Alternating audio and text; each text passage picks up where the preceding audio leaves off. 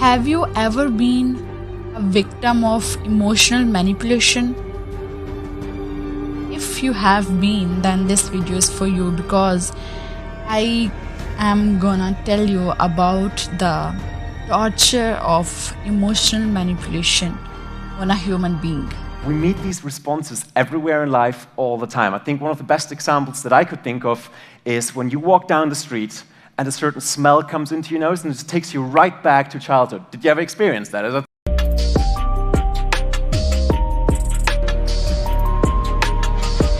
When someone uses your emotions to get what they want, steer your behavior, or influence your ideals, that's known as emotional manipulation.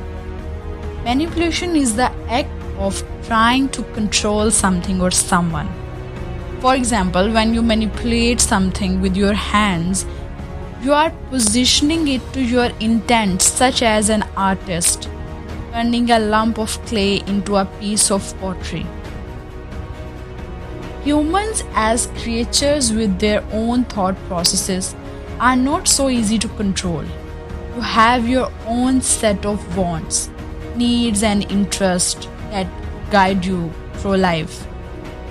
When someone else wants to control your journey and cannot do so physically, they might turn to tactics of emotional manipulation.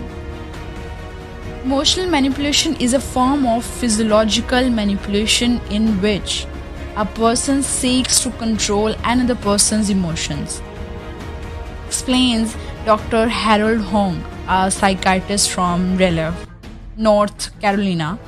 It is often done through persuasion, coercion, or even emotional blackmail. As malicious as it sounds, emotional manipulation isn't always the product of conscious thought. A licensed professional counselor from Austin, Cara Nasser, said, emotional manipulation can be ingrained, habitual, or second nature as the result of trauma or adverse experience during childhood. Some people who experience abuse develop manipulation behaviors because their abusers punished them for trying to express their needs in healthy, direct ways. She points out, other people act manipulative because they grew up in households where that was routine behavior and they didn't get the chance to learn other ways to communicate. Emotional manipulation can wear many faces.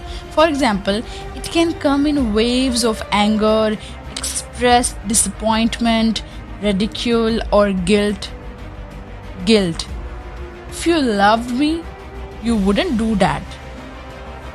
Criticism, you never do anything right.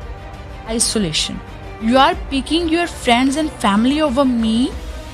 Humiliation, I will take you out to dinner when you lose some weight. Threatening, if you ever do that again, you will be sorry. Blaming, look what you made me do. Accusing, I know you are being unfaithful. Fidelity, I could do better than you anytime I want. Emotional manipulation can have a major impact on your relationships. It can damage trust, cause resentment, and affect your mental health and well-being. Emotional manipulation in relationships can create stress, resentments, and fear around being manipulated. Nasser notes that emotional manipulation can create an environment of competition where partners try to outmaneuver one another rather than finding compromises or solutions to relationship challenges. Sometimes knowing what you should do includes knowing what might not be effective when someone is using emotional manipulation. Here are some things you can try to avoid. Do not feel responsible. Do not give out information. Do not try to reason. Do not give in to demands. Thank you so much.